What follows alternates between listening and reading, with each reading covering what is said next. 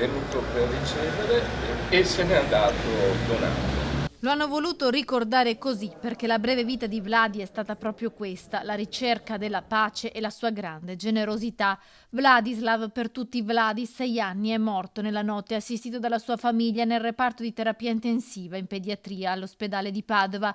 Mercoledì, mentre attraversava la strada con la mamma, è stato investito da un'auto. I genitori hanno consentito la donazione degli organi del bimbo a Murelle di Villanova di Campo San Piero, nell'ex Canonica, dove abitava da 3 settimane dopo il suo arrivo dall'Ucraina, una preghiera per il piccolo e per abbracciare la sua famiglia distrutta dal dolore. Vladi ha donato gli organi, ha donato il suo cuore, ci consola il fatto che il suo cuore batte ancora e batte di una generosità immensa, lui che è venuto qui per cercare la pace e forse non l'ha trovata neanche qui purtroppo, ma lui ci insegna molto con questo suo gesto di grande generosità, grazie anche ai suoi genitori che hanno pensato a questo dono grande, che diventa un po' anche, dicevo prima, diventa anche uno stimolo, diventa anche un incoraggiamento per noi, anche un incoraggiamento di speranza per aiutare di più queste persone che sono dentro a una guerra. Erano fuggiti dalla guerra da Odessa i genitori di Vladi per dare ai figli un futuro di pace ed erano arrivati a Padova a fine luglio. A settembre il piccolo avrebbe iniziato la prima elementare,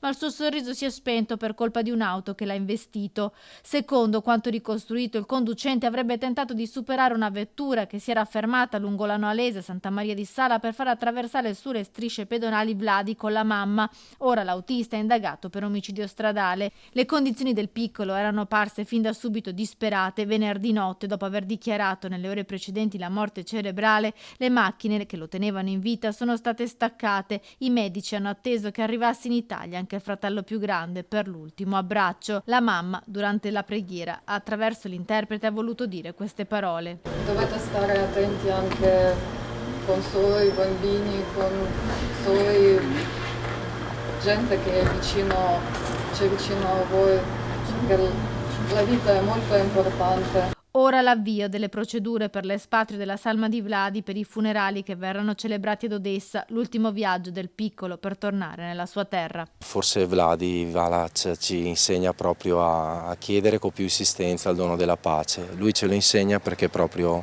ha donato tutto.